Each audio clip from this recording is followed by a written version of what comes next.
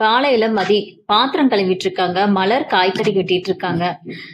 மதி மன உளைச்சலோடு ஆத்திரத்தோடு பாத்திரங்களை எல்லாம் கழுவி வச்சிட்டு இருக்காங்க. மலர் மதிக்கிட்ட, கொஞ்சம் நிதானமா மதி, இப்படி பாத்திரத்து மேல உன்னை மொத்த கோபத்தையும் காட்டாத, கை வலிக்க போகுது. நீ என்ன தப்பு பண்ணேன்னு இப்படி நீ உன்னையே தண்டிக்கிற? உன்னோட தப்புல இந்த வேலை போகலையே மதி. அதான் மலரக்கா, அதான் என்னால தாங்கிக்கவே முடியல. நான் என்ன ஏனோ தானோன்னு வேலை பார்த்தவளா, இல்ல சும்மா பொழுது போகலையேன்னு 4 புடவையை கட்டிட்டு காலேஜுக்கு போனவளா? டெம்பரவரி போஸ்டிங் தான், ஆனா ஒரு பர்மனன்ட் ஸ்டாஃப் கூட பண்ணாத அளவுக்கு என் ஸ்டூடெண்ட்ஸுக்காக நான் உழைச்சிருக்கேன். சிலபஸை முடிக்கிறதுல இருந்து அவங்களோட ப்ராஜெக்ட்ஸ், அவங்களோட எதிர்காலம் வரைக்கும் என் சொந்த விஷயமா நினைச்சு பார்த்தேன். ராப்பகலா கண்ணு முழிச்சு நோட்ஸ் ரெடி பண்ணேன். ஆனா தகுதியே இல்லாத சில பேரோட சுயநலத்துக்காக சம்பந்தமே இல்லாம என் வேலையை ஒரே நிமிஷத்துல தூக்கி எறிஞ்சிட்டாங்க. இந்த அநீதியை நான் எப்படி சாதாரணமா எடுத்துக்க முடியும்? என் உழைப்புக்கும் என் படிப்புக்கும் இந்த சமையலறை மட்டும்தான் விதியா? எனக்கு எல்லாமே புரியுது மதி, நீ எவ்வளவு திறமையான பொண்ணுன்னு.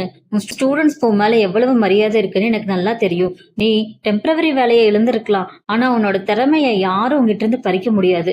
பின்னாடிவே உன்னை ஒண்ணும் பண்ணிடாது மதி, நீ சீக்கிரமே இதை விட பெரிய இடத்துக்கு போவேன் பாரு அப்படிங்கிறாங்க. இந்த மலரும் மதியும் இப்படி பேசிட்டு இருக்கிறது எல்லாம் கேட்ட ராஜலட்சுமி, ஏமா அழகு மதி, விடிஞ்சதுல இருந்து இந்த வீட்டுல இதே ஒப்பாரிதானா?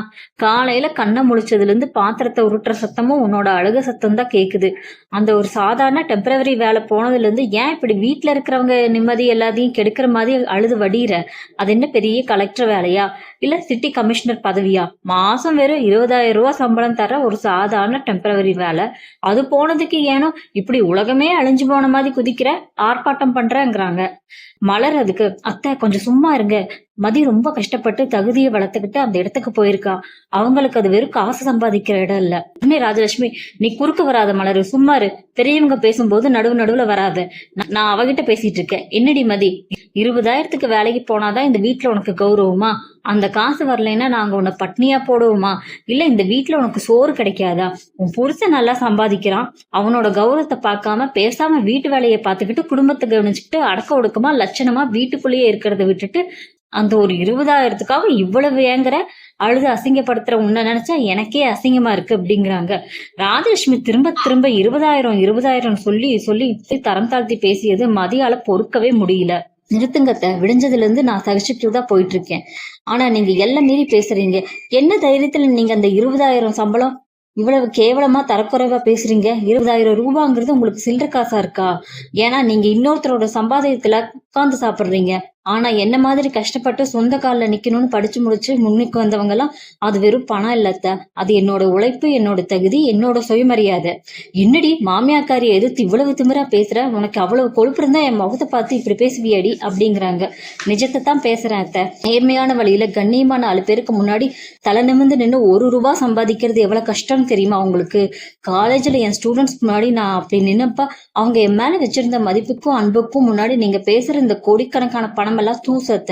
நீங்க எப்ப பார்த்தாலும் 20,000 அந்த தொகையை சொல்லி என் படிப்பையும் என் தகுதியும் மட்டத்தட்ட பார்க்காதீங்க.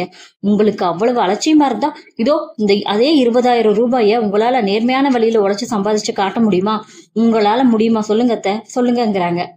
மலரு, மதி கொஞ்சம் அமைதியா இரு மதி, அத்தை கோவப்படுறாங்க, விஷயத்த பெருசாக்காத. இல்ல மலரக்கா, இன்னைக்கு நான் பேசியே ஆகணும். அத்தை நான் வேலைக்கு போனதும் வெறும் காசுக்காக மட்டும் இல்ல, எனக்கு அந்த பேராசிரியர் வேலை மேல ஒரு தனி மரியாதையும் காதல இருக்கு. நான் வாங்கின பட்டமும் என் அறிவும் கிச்சன்லயே மடிஞ்சு போகணும். நான் இவ்வளவு தூரம் கஷ்டப்பட்டு படிக்கல, நான் விரும்பி எனக்கு புடிச்சு பார்த்த வேலை அது. அதை ஏதோ ஏழை விட்டு பொண்ணு காசுக்காக அலைஞ்சு தெரிஞ்ச மாதிரி நீங்க தப்பா மலிவா பேசாதீங்க. என் வேலை டெம்பரவரியா போயிருக்கலாம், ஆனா என் திறமை எனக்கு என்னைக்குமே சோறு போடும். அதை யாராலையும் ஏன் உங்களாலே கூட அசிங்கப்படுத்தவோ அழிக்கவோ முடியாது. மதி இப்படி ஆவேசமா பேசிட்டு அவங்க கண்ணுல கண்ணீரை தொடச்சிட்டு அவங்க ரூமுக்கு போயிடுறாங்க. ராஜலட்சுமி அவ பேசின பேச்சுக்கு அவமானத்துல உறைஞ்சு போய் நிக்கிறாங்க. மலர் உடனே மதிய தேத்தலான்னுட்டு அவங்க ரூமுக்கு ஓடுறாங்க. மதி மத்தியான நேரத்துல சுரேஷுக்கு பரிமாறிட்டு இருக்காங்க. என்ன மதி இது, ரசத்துல கொஞ்சம் கூட உப்பே இல்ல, வெறும் புளி தண்ணியை கொதிக்க வச்ச மாதிரி இருக்கு. இந்த வாரம் இந்த 3வது தடவை. ஒரு நாள் குழம்புல காரம் இருக்க மாட்டேங்குது, ஒரு நாள் சாப்பாடு குழஞ்சு போகுது. என்னாச்சு உனக்கு? ஏன் இவ்வளவு கவனக்குறைவா இருக்க? சாரி, உப்பு போட மறந்துட்டேங்க, இருங்க கொண்டு வரேன்ட்டு போறாங்க. சுரேஷ் நினைக்கிறாரு, வழக்கமா உப்பை மறந்தா கூட ஏன் உங்களுக்கு கண்ணு இல்லையா, நீங்களே எடுத்து போட்டுக்க கூடாதா, நீ என் மேல எரிஞ்சு விழுவா, இப்ப என்னடானா சரின்னு சொல்லிட்டு போறா, சண்டையே போட மாட்டேங்கிறா அப்படின்னு நினைக்கிறாரு. அதையும் உப்பு டப்பாவை கொண்டு வந்து வச்சுக்கிட்டு போயிடுறாங்க. ரூமுக்கு போன மதி அவங்க புக்ஸ் எல்லாம் எடுத்து பார்த்துட்டு காலேஜ்ல எப்படி இருந்தோம், ஸ்டூடெண்ட்ஸ்க்கு எப்படி பாடம் நடத்தணுங்கிறத எல்லாம் நினைச்சு பார்த்துட்டு அழுதுட்டு இருக்காங்க. சுரேஷ் ரொம்ப கவலையோட ஹாலுக்கு வராப்ல. சுரேஷோட அப்பாவும் பாக்யராஜும் இருக்காங்க. ராகவன் சுரேஷ் கிட்ட, என்னப்பா சுரேஷ், முகம் ஒரு மாதிரியா இருக்கு, சாப்பிட்டியா இல்லையா, சமையலறையில ஏதோ சத்தம் கேட்டுச்சு, என்ன விஷயங்கிறாரு. சாப்பாட்டுல உப்பு இல்லப்பா, ஆனா அதை விட மதியோட வாழ்க்கையில இப்ப எந்த ஒரு பிடிப்பும் இல்லாம போயிடுச்சேன்னு எனக்கு பயமா இருக்கு. வேலை போனதுல இருந்தே அவ நாளுக்கு நாள் டிப்ரெஷன்ல போயிட்டு இருக்கா. ஒரு வீட்டு வேலையை கூட அவளால கவனமா செய்ய முடியல. எங்கேயோ இருக்கு, உடம்பு மட்டும்தான் இங்க இருக்குது. பாக்யராஜ் அதுக்கு, ஆமாண்டா சுரேஷ், நானும் கவனிச்சேன். முன்னாடி எல்லாம் மதி வீட்டுக்குள்ள நடந்தாலே சுறுசுறுப்பா இருக்கும், எல்லாரையும் எதிர்த்து கேள்வி கேட்பா. இப்ப யாராவது ஏதாவது சொன்னா கூட அமைதியா போயிடுறா. ஒரு விஷயத்திலயும் அவளுக்கு ஆர்வமே இல்லாத மாதிரி தெரியுது. இப்ப கூட ரூமுக்குள்ள அவ காலேஜ் புக்ஸையும் நோட்ஸையும் நெஞ்சில வச்சுக்கிட்டு அழுதுகிட்டு இருக்காப்பா. அவ ஸ்டூடெண்ட்ஸ்க்கு கிளாஸ் எடுத்த டேஸ் எல்லாம் நினைச்சு ஏங்குறா. அவளோட இந்த நிலைமையை பார்க்க எனக்கே கஷ்டமா இருக்குப்பா. பேசி சண்டை போட்டா கூட பரவாயில்ல, இப்படி சோர்ந்து போய் உட்கார்ந்து இருக்கிறத பார்க்கவே கஷ்டமா இருக்கு அப்படிங்கிறாரு சுரேஷ். ராகவனதுக்கு, அவளை கடந்த சில நாட்களா பார்த்துட்டு தான் இருக்கேன். அவ முகம் செத்து போயிருக்கு. எனக்கு இப்ப மனசு முழுக்க மாறிடுச்சு. அவ படிச்ச படிப்புக்கும் அவளோட திறமைக்கும் அவ வீட்டுக்குள்ளேயே முடங்கி போறது தப்பு. அவளை மறுபடியும் வேலைக்கு கிளப்பலான்னு நான் முடிவு பண்ணிட்டேன். நிஜமாவப்பா சொல்றீங்க? ஆனா பிரைவேட் காலேஜ்ல மறுபடியும் இந்த அரசியல் பண்ணி வேலையை தூக்கிட்டா என்ன பண்றது? அதுக்கு நான் ஒரு வழி சொல்றேன். இந்த தடவை அவ பிரைவேட் காலேஜுக்கு போக வேண்டாம். கவர்மெண்ட் காலேஜ்ல அசிஸ்டன்ட் ப்ரொஃபஸரா போஸ்டிங்கான எக்ஸாம்ஸ் எல்லாம் வருது இல்ல, டிஆர்பி எக்ஸாம், அதை அவ எழுதட்டும். நல்லா படிச்ச ஒரு அரசு பதவியை அவ வாங்கட்டும். அரசு கல்லூரிலேயே பேராசிரியர் ஆயிட்டா அப்புறம் எந்த ஒரு பிரைவேட் மேனேஜ்மெண்ட்டும் இல்ல, அவன் வேலையை பறிக்க முடியாதுல்ல. அது மட்டும் இல்லாம அரசு வேலையில கௌரவமும் அதிகம், சம்பளமும் சலுகைகளும் ரொம்பவே ஜாஸ்தி. அவளோட தகுதிக்கு அதுதான் சரியான இடம்னு சொல்றாரு. பாக்யராஜு, ஆமா சுரேஷ், அப்பா சொல்றது 100% கரெக்ட் தான். மதியோட திறமைக்கு அவ கண்டிப்பா கவர்மெண்ட் எக்ஸாம்ல பாஸ் பண்ணிடுவா. அவளுக்கு இப்ப தேவை சின்ன என்கரேஜ்மெண்ட் தான். பிரைவேட் காலேஜ்ல அடி வாங்கினதுக்கு கவர்மெண்ட் ஆபீசரா மாதிரி அவ கெத்தா வந்து நிக்கணும். நீ உடனே போய் மதிக்கிட்ட இதை பத்தி பேசுடா அப்படின்னு சொல்றாரு. சுரேஷும், நீங்க 2 பேர் சொன்னது எனக்கு ரொம்ப பெரிய நிம்மதியா இருக்குது. அப்பாவோட இந்த முடிவு மதிக்கு கண்டிப்பா ஒரு புதிய உத்வேகத்தை கொடுக்கும். நான் இப்பவே அவகிட்ட போய் பேசி அவளோட இந்த லட்சிய பயணத்துக்கு நம்ம எல்லாரும் அவ கூட இருப்போம்னு தைரியம் சொல்றேன்ப்பா அப்படின்னுட்டு சுரேஷும் மதியோட பேச ரூமுக்கு போறாரு. மதி, இங்க பாரு, இந்த 4 சோத்துக்குள்ளேயே அழுதுட்டு இருக்கவா நீ இவ்வளவு கஷ்டப்பட்டு படிச்ச. உன்னோட இந்த அமைதியும் இந்த கண்ணீரும் எனக்கு சுத்தமா பிடிக்கல மதி. வேற என்ன பண்ண சொல்றீங்க சுரேஷ்? என் தகுதிக்கு சமையல் அறையில உப்பு போட மறந்து போனதுதான் மிச்சம். என் கனவெல்லாம் போச்சு சுரேஷ். இல்ல மதி, உன்னோட கனவு இன்னும் முடியல, இப்பதான் ஆரம்பிக்குது. நீ பிரைவேட் காலேஜ் வேலைய போயிடுச்சேன்னு கவலைப்படாத. நீ ஏன் கவர்மெண்ட் காலேஜ்ல ப்ரொஃபசர் வேலைக்கு டிஆர்பி எக்ஸாமுக்கு ப்ரிப்பேர் பண்ணக்கூடாது?